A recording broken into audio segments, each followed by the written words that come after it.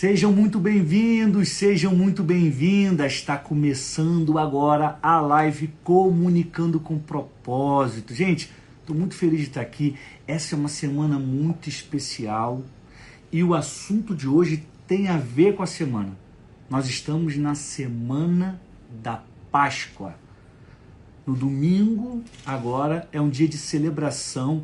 É difícil falar se é a data mais importante ou se é a segunda data mais importante. Porque muitos de nós, cristãos, vamos celebrar a morte e ressurreição de Jesus. E aí a gente pensa, não, talvez essa seja a data mais importante por causa do sacrifício. Não, mas tem o nascimento. Se ele não nascesse, não teria essa data. Tá aí a dúvida. Bom dia a todo mundo. Hoje eu vou falar sobre a Páscoa e vou pegar um ponto dessa história e trazer para vocês para falar sobre comunicação, tá bom? Na Páscoa a gente celebra a ressurreição de Jesus. Segundo os historiadores, né, foi nessa época do ano que Jesus foi preso, condenado, assassinado e ressuscitou. Tá? Quem cresceu num lar cristão como eu, sempre celebrou essa data. E ao longo dos anos, quando eu era criança já era assim, até porque não faz muito tempo, as ações de marketing, o mercado, eles começaram a criar uma nova história em torno da Páscoa. Esse é o poder do storytelling. Se você pergunta para muitas crianças hoje e de antigamente, o que é a Páscoa? Elas vão falar, é quando o coelhinho vem dar chocolate para a gente. Isso é uma guerra de narrativa. Tem todo um sentido. Eu estou olhando, analisando pelos olhos naturais, tem todo um sentido de uma data celebrar algo e vender um produto, todo um sentido para o marketing, todo um sentido para o mercado, tá? Mas nós acreditamos em outra história, tá? E quem cresceu numa igreja cristã celebra a Páscoa de outra forma, celebra a Páscoa com a ressurreição de Jesus, né? É como se a Páscoa tivesse surgido por causa de Jesus. Quem aqui acredita que a Páscoa foi criada no momento que Jesus ressuscitou, morreu, ressuscitou, nesse momento? Manda aqui nos comentários. Para você, a Páscoa, ela passou a existir no momento do sacrifício e ressurreição de Jesus? Sim ou não? Se você acha que sim, a Páscoa começou com Jesus, diz sim. Se você acha que não começou com Jesus, diz não, tá? Eu vi aqui o pessoal de Aperibé, quero mandar um abraço no estado do Rio de Janeiro, meu querido Rio de Janeiro, e desejar que todos vocês sejam bem-vindos. Hoje, para quem está entrando agora, eu estou falando sobre a Páscoa e vou tirar dessa história uma lição para você, comunicador, comunicadora, tá? A minha pergunta a Páscoa começa com Jesus? Algumas pessoas já responderam sim, não, né? Então, olha só, a resposta eu vou te dar lendo um versículo, tá bom? Tá em Mateus 26, 1 a 5. Olha isso, gente, Mateus 26, 1 a 5. Mateus é um livro que fala da vida de Jesus, é uma biografia de Jesus, uma das 4. Diz assim: quando Jesus acabou de proferir essas palavras, ele estava no meio de um discurso. E aí começa o trecho. Quando Jesus acabou de proferir essas palavras, disse aos discípulos: vocês sabem que daqui a 2 dias será celebrada a Páscoa e o Filho do Homem será entregue para ser crucificado. Esse aqui é um dos momentos finais da vida de Jesus. No capítulo 27 é contado sobre a morte dele, a ressurreição dele.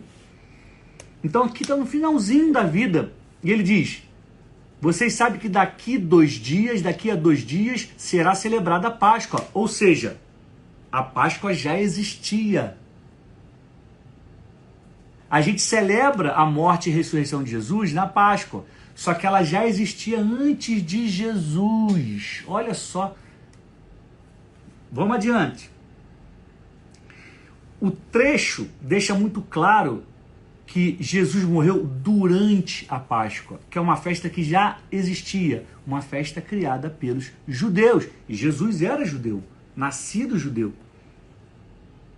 E para falar da Páscoa, do que é a Páscoa, como começou a Páscoa, a gente tem que voltar da história de Jesus 1.200 anos para trás. Porque ela surgiu na época que o povo hebreu era escravo no Egito. Olha só. O povo hebreu, que vai dar origem ao povo de Israel, aos judeus, eles eram escravos por cerca de 400 anos no Egito. Você já deve ter com certeza ouvido a história de Moisés, das 10 pragas do Mar Vermelho. É nesse momento que a Páscoa é criada, sabia? A MH está perguntando assim, mas como já existia? Eu vou contar para você, a história é a seguinte: o povo estava escravo, Deus queria libertar o povo dele, levantou Moisés para ir diante do faraó e fala: Deus mandou você libertar o meu povo. Antes disso, quem conhece a história sabe que Moisés resistiu por 5 vezes.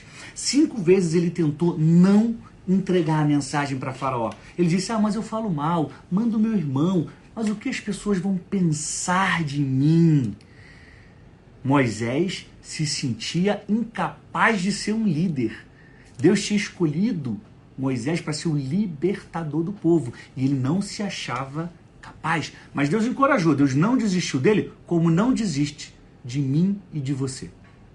Ele falou: vai lá, eu vou falar, as minhas palavras serão as suas palavras. E aí Moisés vai, entrega a mensagem: tem que libertar o povo. Faraó endurece o coração, fala: não vou liberar ninguém, vocês são meus escravos. Imagina, gente, a escravidão era lucrativa para Faraó, porque ele tinha funcionários, né? Não é funcionário, escravo, trabalhando para ele, fazendo obra, servindo, e ele não pagava nada. Ele dava só comida para manter os escravos vivos. Olha, como é que eu vou perder essa força de trabalho, pessoal, Faraó? De jeito nenhum, não vou liberar ninguém.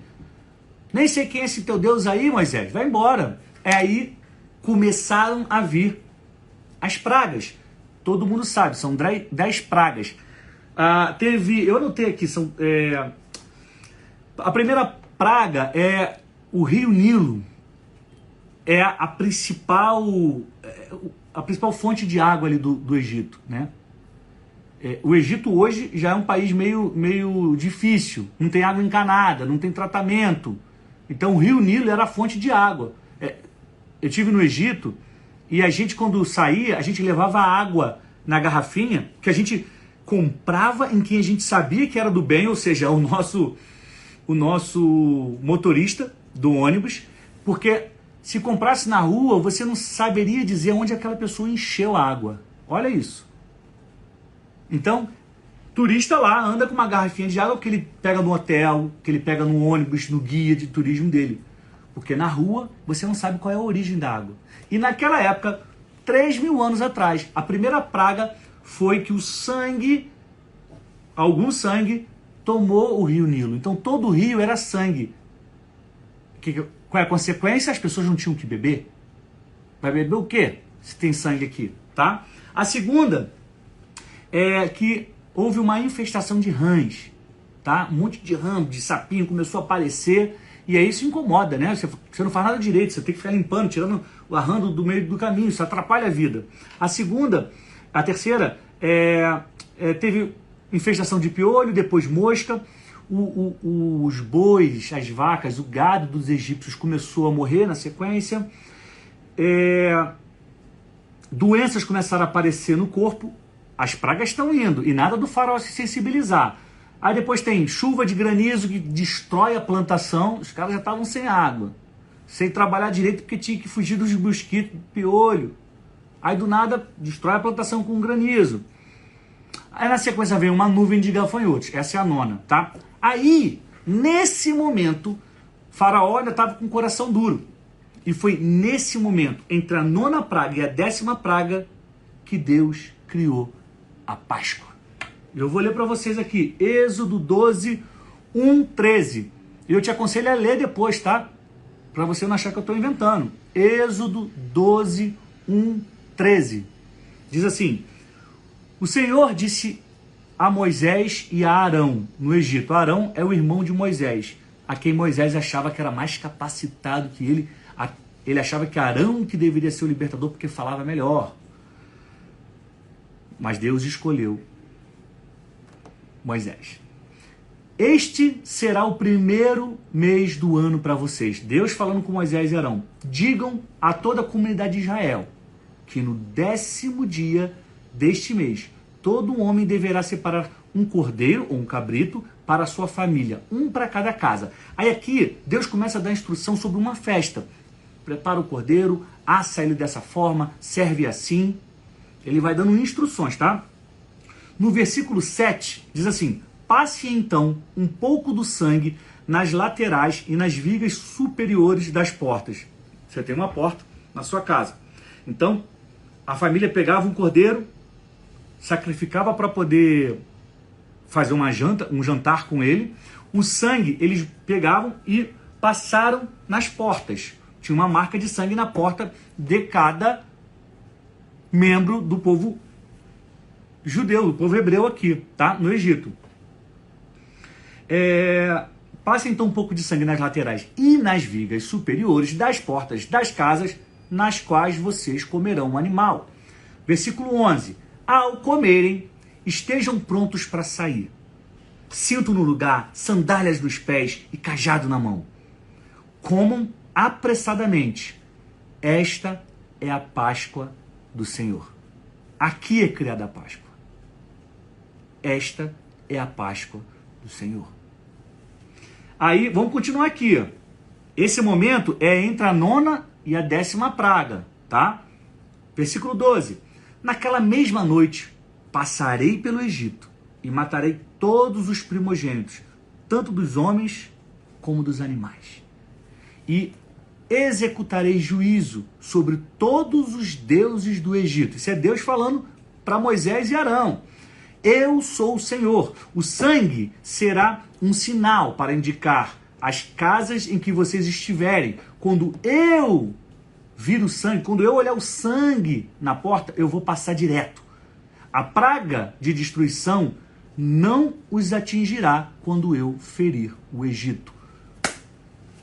14. Esse dia será um memorial que vocês e todos os seus descendentes celebrarão como festa ao Senhor. Celebrem como decreto perpétuo, ou seja, celebrem para sempre. O que Deus estava preparando naquele momento era a libertação do povo de Israel. Deus sabia que ao mandar a 10ª praga, que é a morte dos primogênitos, Faraó ia querer se ver livre dos escravos dele. Então ele manda o povo dele fazer uma festa. Reúnam-se, comam um cordeiro. E aí ele pede, coloca um símbolo aqui na porta, que é o sangue do cordeiro, porque eu vou passar direto. Quando eu olhar aqui nessa casa tem um sangue, eu falei, aqui está o meu povo, então eu vou passar direto, eu vou continuar o meu juízo em outros lugares. Pegou essa? Êxodo 12, 31, olha aqui. Naquela mesma noite, o faraó mandou chamar Moisés. Quando os primogênitos começaram a morrer do gado e dos egípcios, né? Dos filhos dele, o faraó chamou Moisés e Arão e falou: saiam imediatamente do meio do meu povo, vocês e os israelitas. Vão prestar culto ao Senhor como vocês pediram. Levem os seus rebanhos, como tinham dito, e abençoem a mim também. Então, Faraó não resiste à 10ª praga e fala: vai embora, porque está tendo muito problema aqui, porque vocês estão aqui. Começou a vir muita praga, então vai embora. Leva tudo de vocês, eu não quero mais, vai embora. Então, a Páscoa judaica, a Páscoa, ela é do povo judeu, do povo, né? Guiado, que era liderado por Moisés, ela é conhecida como Pessah, que isso quer dizer passagem. A Páscoa, na verdade, então, ela foi criada para celebrar o momento em que o povo hebreu, liderado por Moisés, ficou livre da escravidão no Egito. Essa é a Páscoa. Acontece que 1.200 anos depois, Jesus é preso, condenado, morto e ressuscita na mesma época do ano. Mas a Páscoa foi criada na época de Moisés para celebrar a passagem do Egito para a Terra Prometida, da escravidão para a liberdade. E 1.200 anos depois, Jesus é preso, condenado, morre e ressuscita nesse mesmo período do ano, o período da Páscoa. Por isso, lá em Mateus diz que Jesus está conversando com os seus discípulos e fala, daqui 2 dias será celebrada a Páscoa. É por causa disso. Vocês sabiam disso, gente? Comenta aqui. Sim, eu sabia. Não, eu não sabia. Obrigado por me contar. E na próxima aula, que é amanhã, eu vou contar a relação, tá, entre a Páscoa dos judeus e a Páscoa dos cristãos, a que celebra a ressurreição de Jesus. Amanhã. Agora eu quero analisar essa história sobre a ótica do storytelling. O que é o storytelling, gente? É a arte de contar a história para formar uma lição, para passar uma mensagem. A gente não conta história, eu, você, que temos uma mensagem, a gente não conta história por contar, para entreter as pessoas. Não. A gente tem um objetivo. As histórias que a gente conta, elas têm que levar o público para algum lugar, para algum raciocínio. E eu quero analisar essa história da Páscoa dos judeus sob essa ótica da contação de histórias, tá? Essa história, as normas do cinema, quem já estudou roteiro, eu tenho um curso de formação em roteiro, né? Escrevo roteiro. E quem estuda roteiro sabe que o cinema, ele tem 3 campos, são basicamente 3 tipos de filme sobre como contar uma história. Essa história, ela seria enquadrada no primeiro campo. É uma história de primeiro campo, como a gente fala, tá? O que é isso? A história de primeiro campo é aquela que gera doxa, D-O-X-A, doxa. É uma palavra em grego que significa crença comum ou opinião popular. Ou seja, quando você conta uma história de primeiro campo que vai gerar doxa, que vai gerar um senso comum, uma crença comum, é porque o final, né, toda a história, e quando chega no final, ela vai te indicar um pensamento. Depois de assistir a história, você vai falar, não é bom mentir, né, não é bom desobedecer meus pais. Você vai pensar, não é bom roubar, não é bom contar mentira. Entende? Essa é a doxa. Você termina a história com uma lição, com a moral da história. E a história da Páscoa dos judeus é isso, é uma história de primeiro campo que gera doxa. É um tipo de história que gera uma lição no final. Quando as pessoas assistirem ou ouvirem, elas vão aprender o que o autor da história está querendo ensinar. Então, quando você criar uma história de primeiro campo, você vai falar, olha, eu vou contar essa história assim, ela vai passar por aqui, por lá, mas ela vai chegar nesse ponto, porque nesse ponto eu vou ensinar uma lição. E geralmente esse ponto está no final da história, tá? Qual é a lição dessa história? Qual é a lição que a gente pode pegar? Olha só, eu estou analisando sobre a ótica do storytelling. Não estou falando de religião, aqui eu já não estou falando de fé, não estou falando de espiritualidade, estou falando da história. Estou pegando a história e lendo, tá?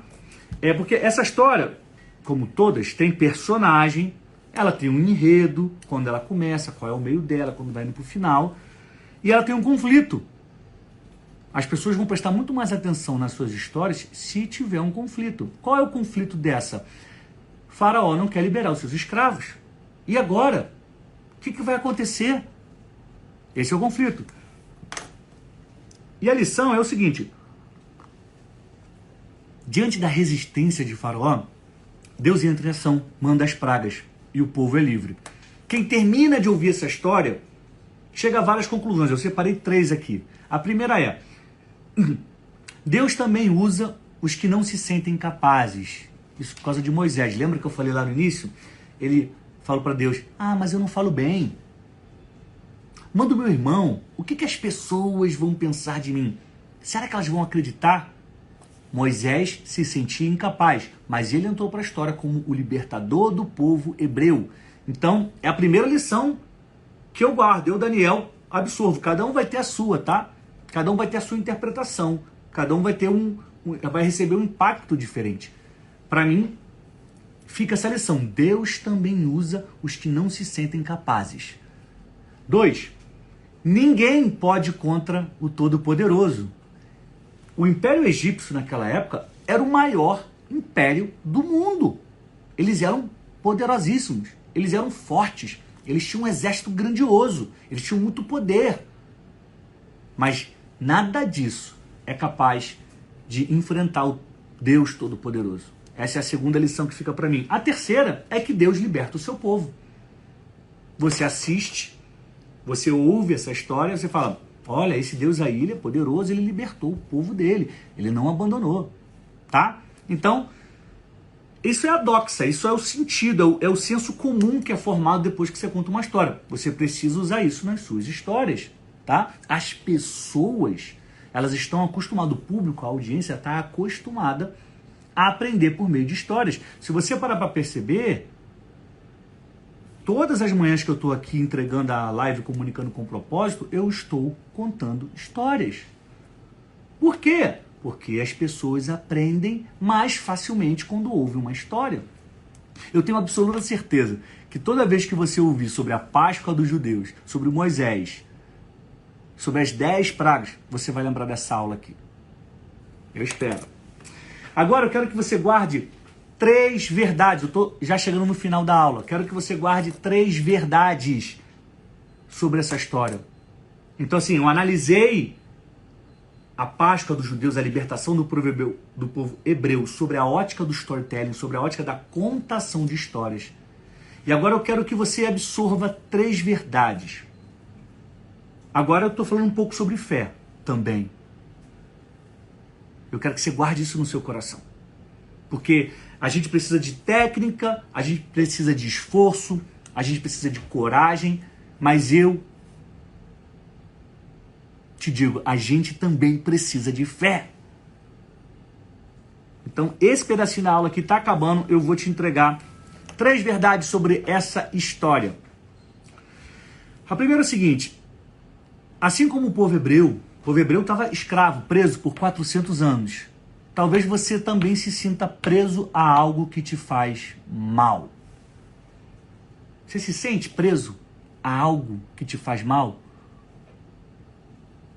Um emprego, alguma relação na família, alguma situação que você não queria viver, mas está vivendo, se sente preso, aquilo te faz mal, te bota para baixo.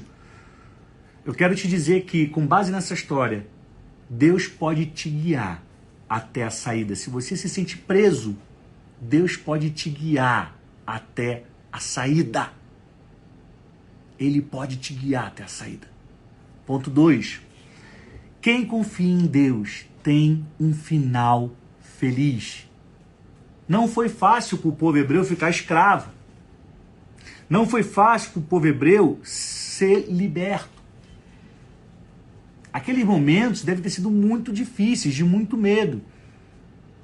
Mas como essa história nos conta, um povo foi livre, o outro sofreu. Então, quem confia em Deus tem um final feliz. Ponto 3, que é o motivo, o nome da aula de hoje tem a ver com esse ponto 3 aqui. Você precisa celebrar toda vez que você mudar de fase, passar de nível. A Páscoa dos judeus, ela é criada para celebrar a passagem do Egito para a Terra Prometida, da escravidão para a liberdade. Então Deus vai falar, faça uma festa. Quando a gente passa por alguma coisa ruim, quando a gente sofre uma derrota, a gente vai lembrar dela por anos, talvez a vida toda. Ah, mas naquele dia aconteceu isso. Por que a memória da derrota vai te acompanhar e a memória da vitória não? Então faça uma festa. Pode ser uma vitória pequena, uma vitória média, mas faça uma festa, comemore, crie memória para as suas vitórias. Porque quando os dias maus vierem para te atacar, dizer que você é um perdedor, uma perdedora, dizer que você não vai conseguir, dizer que você não sabe nada, dizer que os outros são melhores que você vai se lembrar das suas vitórias. Por quê? Porque você passou a comemorá-los. A comemorá-las. Então essa é a minha dica. Faça festa. Celebre os seus pequenos avanços. Comemore as suas pequenas vitórias. Crie memória para as suas conquistas. Para você sempre se lembrar de que sim, você é capaz. Sim, você conseguiu. Sim, você foi lá e realizou. Independentemente de quem quer que seja surgir para apontar o dedo para você e dizer que você não vai conseguir. Não. Você vai falar, não, eu venci, eu sei como é que faz. Tá bom, gente? Criem memória para suas vitórias. Eu estou encerrando a live por aqui. Eu queria te lembrar que hoje, 20 horas, no meu canal no YouTube, eu vou estar entregando a super aula Amplie Sua Voz. Eu quero que você, que tem uma mensagem, e eu quero te lembrar esse conceito, olha só. Não é que você, mas eu não sou jornalista, mas eu não estudei comunicação na faculdade. Não precisa. Hoje em dia, as redes sociais transformaram todos nós em produtores de conteúdo. Então você precisa aprender a dar um formato para o seu conteúdo. Você precisa aprender como fazer para nunca ficar sem ideia para criar conteúdo para postar todo dia. E é isso que eu vou te ensinar. E é isso que eu vou compartilhar com vocês. O que eu faço para criar conteúdo? O que eu faço para ter todo dia uma mensagem nova no Instagram? Às vezes 2. Como é que eu faço? É difícil? Não é. Gente, quando você aprende um conjunto de técnicas e ações, isso é comunicação, você nunca mais vai parar. Porque não é depender da inspiração, de um dom, do talento, de um anjo aparecer para você te dar um comando. Não! Você sabe o que fazer porque você tem técnica. E é isso que eu quero te ensinar. Tá bom, gente? A gente se vê amanhã aqui e hoje à noite no YouTube, 8 horas, tá bom? Um abraço, saúde e paz. Tchau!